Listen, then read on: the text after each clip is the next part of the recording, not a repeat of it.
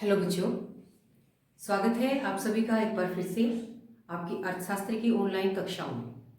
बच्चों, आज की इस वीडियो में हम कक्षा 12 का अगला चैप्टर 12 पढ़ेंगे। हमने चैप्टर 11 में पढ़ा कि न्यून मांग की समस्या क्या होती है और अधिमांग की समस्या क्या होती है। चैप्टर 12 के अंदर हम इन दोनों समस्याओं के समाधान के बारे में पढ़ेंगे। हमारे चैप्टर का नाम भी यही है कि न्यून मांग और अधिमांग को ठीक करने के उपाय। तो न्यून मांग और अधिमांग की जो समस्या है उसको कैसे ठीक किया जाए, कैसे उसका समाधान हो। तो बच्चों, आप सभी को पता है कि जो पूर्ण रोजगार की स्थिति है वो एक आदर्श स्थिति है, जिसके अंदर ना तो न्यून मांग पाई जाती और ना ही अधिमांग पाई जाती। समग्र मांग समग्र पूर्ति के बराबर होती है। और न्यून मांग के अंदर क्या होगा कि समग्र मांग कम हो जाएगी समग्र पूर्ति से भी, और जो पूर्ण रोजगार के लिए आवश्यक समग्र मांग होती है उससे भी। ठीक ऐसे ही अधिमांग के अंदर मांग बढ़ जाएगी, जो पूर्ण रोजगार के लिए आवश्यक समग्र मांग है उससे भी बढ़ जाएगी, और जो पूर्ण रोजगार के लिए आवश्यक समग्र पूर्ति है उससे भी वो अधिक होगी। तो फिर इस आदर्श स्थिति को, जिसमें समग्र मांग समग्र पूर्ति बराबर होती है, उसे कैसे प्राप्त किया जाए, उस न्यून मांग और अधिमांग की समस्या को कैसे दूर किया जाए। तो इसके लिए 3 प्रकार की नीतियां अपनाई जाती हैं। उन तीनों प्रकार की नीतियों को अपनाकर हम इस समस्या को दूर कर सकते हैं। हम न्यून मांग को समाप्त कर सकते हैं और अधिमांग को भी समाप्त कर सकते हैं, और जो आदर्श स्थिति है पूर्ण रोजगार की स्थिति, हम उसकी तरफ बढ़ सकते हैं। तो इस न्यून मांग और अधिमांग की समस्या को ठीक करने के जो उपाय हैं वो 3 प्रकार की नीतियां हैं। इन 3 नीतियों को अपनाकर हम इस समस्या को ठीक कर सकते हैं। पहली नीति कौन सी है? राजकोषीय नीति। दूसरी नीति कौन सी है? मौद्रिक नीति। और तीसरी नीति है हमारी विदेशी व्यापार नीति। तो इन 3 नीतियों से हम इस समस्या का समाधान कर सकते हैं। जो हमारा चैप्टर 12 है वो इन 3 नीतियों के बारे में ही है, और जो हमारी आज की वीडियो है उसमें हम इन तीनों नीतियों में से जो पहली नीति है उसके बारे में विस्तार से पढ़ेंगे। तो सबसे पहली नीति राजकोषीय नीति। राजकोषीय नीति से हम न्यून मांग और अधिमांग की समस्या को ठीक कर सकते हैं। क्या है ये नीति? राजकोषीय नीति किसे कहती है? तो जो राजकोषीय नीति होती है वो सरकार के बजट, आप सभी को पता है, हम बजट वाला चैप्टर पहले कर चुके हैं कि बजट के अंदर सरकार की सार्वजनिक आय और सार्वजनिक व्यय, सरकार की आमदनी और उसके खर्चे होते हैं। तो जो राजकोषीय नीति है, राजकोषीय नीति सरकारी आमदनी और सरकारी खर्चे से ही संबंधित होती है। हम कह सकते हैं कि राजकोषीय नीति वह नीति होती है जिसमें सार्वजनिक व्यय और सार्वजनिक आय, इन दो के बारे में बताया हुआ होता है। तो हम इन दो को कंट्रोल करके हम क्या कर सकते हैं? हम न्यून मांग को और अधिमांग को ठीक कर सकते हैं। तो सार्वजनिक व्यय क्या होता है, सार्वजनिक आय क्या होता है, हम इसे पढ़ते हैं। तो राजकोषीय नीति के अंतर्गत सार्वजनिक व्यय से हमारा अर्थ क्या है? सार्वजनिक व्यय यानी कि खर्च, यानी कि सरकार का खर्च, पब्लिक एक्सपेंडिचर। तो वो एक्सपेंडिचर सरकार कहाँ कहाँ पर कैसे करती है? सार्वजनिक व्यय के अंतर्गत सरकार कल्याण पर खर्च करती है, सरकार निर्माण पर खर्च करती है, सरकार सुरक्षा और कानून व्यवस्था के लिए करती है खर्च, और आर्थिक सहायता के लिए भी खर्च करती है। सरकार के द्वारा किए जाने वाले खर्चे, कल्याण के लिए सरकार क्या खर्च करेगी? जैसे सरकार ने सड़कें बनवा दी, पार्क बनवा दिए, बिजली की व्यवस्था की। तो जो कल्याण की चीजें हैं जिससे सार्वजनिक कल्याण सबका, जनता का सर्वहित होता है, ऐसे कल्याण के लिए सरकार बहुत सारे काम करती है। पार्क बनवाती है, सड़कें बनवाती है, बिजली पानी की व्यवस्था करती है, और भी बहुत सारी सुविधाएं होती हैं जो सरकार के द्वारा दी जाती हैं। तो उन सब के ऊपर जो सरकार खर्च करेगी वो खर्च क्या कहलाएगा? सार्वजनिक कल्याण के ऊपर खर्च। सार्वजनिक निर्माण का अर्थ क्या है? निर्माण के अंदर निर्माण कार्य, सरकार हॉस्पिटल बनवाती है, सरकार जैसे पार्क बनवाया, ये भी निर्माण का काम भी होगा वहां पर, और आंगनवाड़ी बनवाती है, हॉस्पिटल्स बनवाती है। तो ये बनाने के काम भी है जिनके ऊपर खर्चा आएगा, कल्याण बढ़ेगा, निर्माण बढ़ेगा। और सुरक्षा कानून यानी कि प्रशासन के लिए, सुरक्षा बढ़ाने के लिए, जैसे विदेशों से कुछ रक्षा उपकरण सरकार खरीदती है, कानून व्यवस्था बनाए रखने के लिए सरकार प्रशासन पर खर्च करती है। और इसके अलावा जैसे जो गरीब वर्ग होते हैं उनको सब्सिडी देती है, बेरोजगारी भत्ते दिए जाते हैं, तो वे सब आर्थिक सहायता के अंतर्गत आते हैं। तो सरकार ये सारे खर्च करती है इन चीजों के ऊपर, कल्याण के ऊपर, निर्माण के ऊपर, सुरक्षा कानून और आर्थिक सहायता के ऊपर। तो वो सारे खर्च क्या कहलाएंगे? सार्वजनिक व्यय कहलाएंगे, सरकारी खर्च कहलाएंगे, पब्लिक एक्सपेंडिचर कहलाएंगे। अब सार्वजनिक आय क्या होती है? सार्वजनिक आय यानी कि सरकार की आय, आमदनी। सरकार कहाँ कहाँ से आमदनी प्राप्त करती है? सरकार आमदनी प्राप्त करती है करों से, टैक्स के द्वारा। सरकार सार्वजनिक ऋण से भी आमदनी प्राप्त करती है और घाटे की वित्त व्यवस्था से भी सरकार की आमदनी होती है। कर कर क्या होते हैं, हम कर के बारे में बजट वाले चैप्टर में पढ़ चुके हैं, लेकिन फिर भी हम बताएंगे कि कर क्या होता है। टैक्स क्या है? टैक्स एक अनिवार्य भुगतान है जो सरकार के द्वारा कानूनन लगाया जाता है, जिसे देने से कोई इनकार नहीं कर सकता। अनिवार्य भुगतान है ये। तो जो कर होता है, जो कि एक अनिवार्य भुगतान होता है जो सरकार द्वारा लगाया जाता है और जिसके ऊपर लगाया जाता है उसे वो अवश्य देना पड़ता है। ये जो कर है ये दो तरह का हो सकता है, ये हम पहले पढ़ भी चुके हैं। एक कर को कहते हैं हम प्रत्यक्ष कर और दूसरे को कहते हैं हम अप्रत्यक्ष कर, यानी कि डायरेक्ट और इनडायरेक्ट टैक्स। डायरेक्ट टैक्स क्या होते हैं? वो टैक्स, वो कर जो जिस आदमी के ऊपर लगाए गए हैं वही उनका भुगतान करता है, जिसे वो किसी अन्य के ऊपर टाल नहीं सकता। जैसे मेरी सैलरी के ऊपर, मेरी तनख्वाह के ऊपर जो टैक्स लगाया जाएगा उसे मैं ही सरकार को भुगतान करूंगी, मैं उसे किसी दूसरे के ऊपर नहीं डाल सकती। तो आयकर हो गया, उपहार कर हो गया, आयकर, उपहार कर और संपत्ति कर जो किसी की संपत्ति के ऊपर लगाए जाते हैं। तो ये इस प्रकार के कर हैं जिन्हें हम किसी दूसरे के ऊपर नहीं डाल सकते। तो उन करों को हम क्या कहते हैं? डायरेक्ट टैक्स कहते हैं, प्रत्यक्ष कर कहते हैं।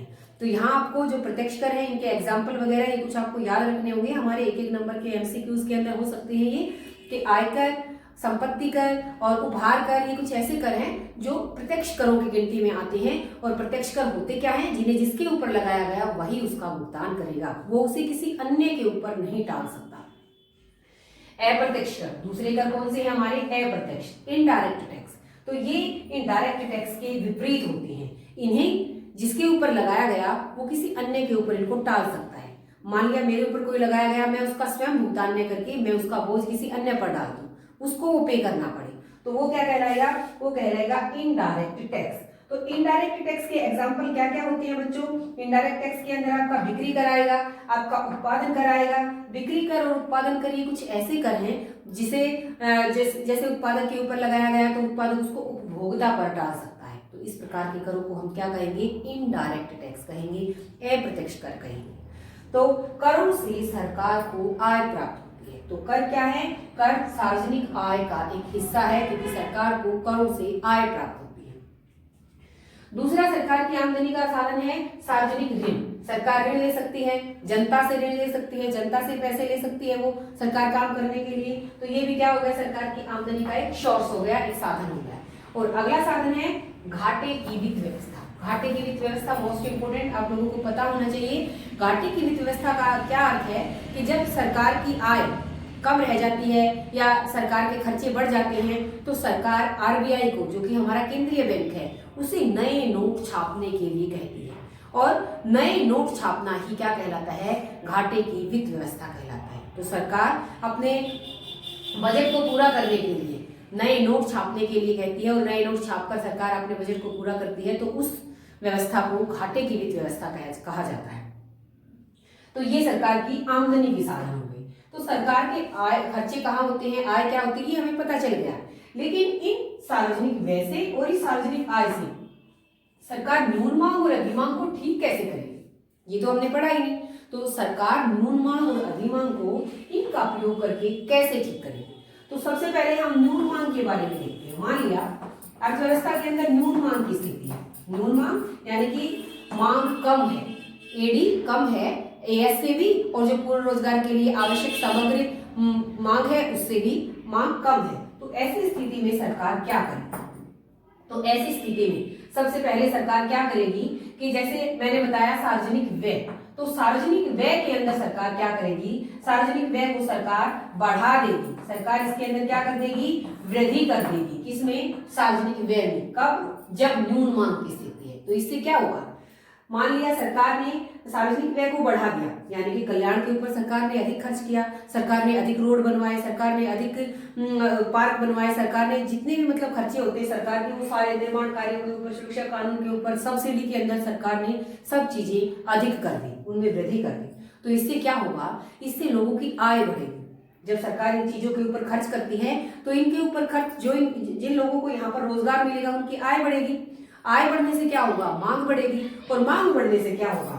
जो न्यून मांग की स्थिति है, जो कि मांग हमारी कम है, हमारा एडी वक्र नीचे से ऊपर उठेगा और न्यून मांग की स्थिति हमारी खत्म हो जाएगी और हम पूर्ण रोजगार के स्तर पर पहुंच जाएंगे। तो न्यून मांग की स्थिति में सरकार क्या करती है, सार्वजनिक व्यय के अंदर वृद्धि करती है। दूसरा, करों के अंदर क्या करेगी, करों के अंदर सरकार क्या करेगी, न्यून मांग की स्थिति में करों में सरकार कमी करेगी। जब सरकार टैक्स को कम कर देगी तो लोगों को, सरकार को कम भुगतान करना पड़ेगा, टैक्स के रूप में सरकार को कम देना पड़ेगा, तो लोगों के पास आय ज्यादा बची, उस ज्यादा आय से वो ज्यादा खर्च कर पाएंगे, ज्यादा मांग कर पाएंगे, मांग बढ़ेगी और मांग बढ़ने से हमारी न्यून मांग की जो स्थिति है वो ठीक होगी।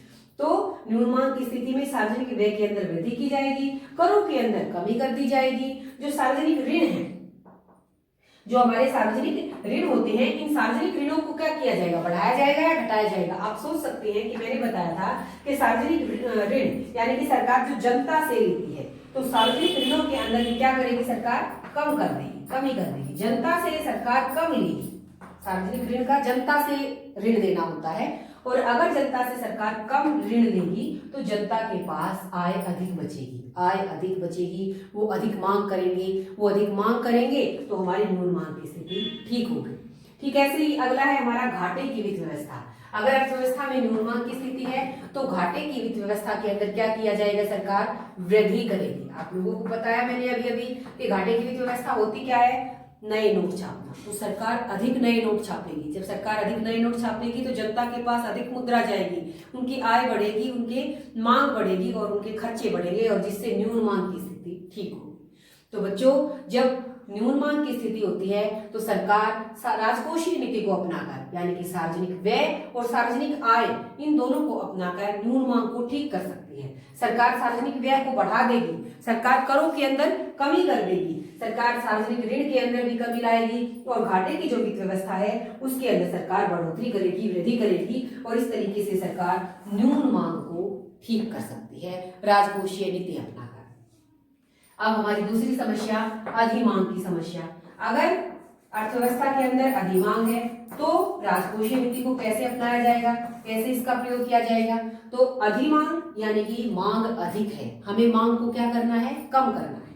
तो ऐसी स्थिति में क्या किया जाएगा, सार्वजनिक व्यय के अंदर क्या किया जाएगा, कमी की जाएगी। जब सरकार कम करेगी सार्वजनिक व्यय, सार्वजनिक खर्च, कल्याण के ऊपर कम खर्च करेगी, निर्माण पर कम खर्च करेगी, हर एक जगह पर सरकार कम खर्च करेगी, बेरोजगारी भत्ते को घटा देगी, आर्थिक सहायता देनी बंद कर देगी, तो इससे क्या होगा, लोगों की आय घटेगी।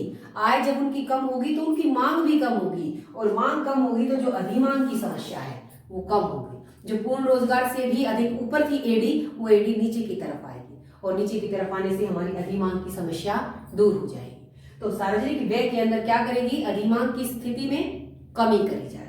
अब दूसरा, सार्वजनिक आय।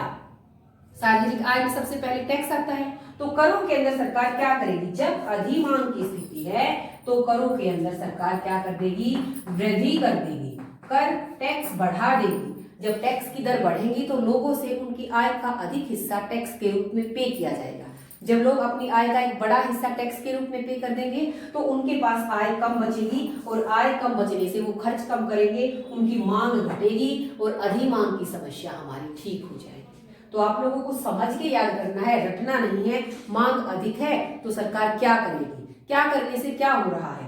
तो सार्वजनिक ऋण के ऊपर क्या करेगी सरकार, सार्वजनिक ऋण यानी कि जनता से ऋण, जनता से ऋण ले रही है, और समस्या कैसी है, अधिमांग की। तो अधिमांग की स्थिति में सरकार सार्वजनिक ऋण लेगी, सार्वजनिक ऋण को क्या करेगी, सरकार बढ़ाएगी, वृद्धि करेगी। जब जनता से पैसा अधिक लिया जाएगा तो जनता के पास आय कम बचेगी, आय के कम बचने से वो कम खर्च करेंगे, कम मांग करेंगे, और हमारी अधिमांग की समस्या ठीक हो जाएगी। ऐसे ही अगला जो हमारा साधन है, घाटे की वित्त व्यवस्था। घाटे की वित्त व्यवस्था में सरकार क्या करेगी, जब समस्या कैसी है, हमारी अधिमांग की समस्या है। तो अधिमांग में हमें पता है मांग पहले ही अधिक है, तो सरकार घाटे की वित्त व्यवस्था को नहीं अपनाएगी, सरकार बचत का बजट अपनाएगी।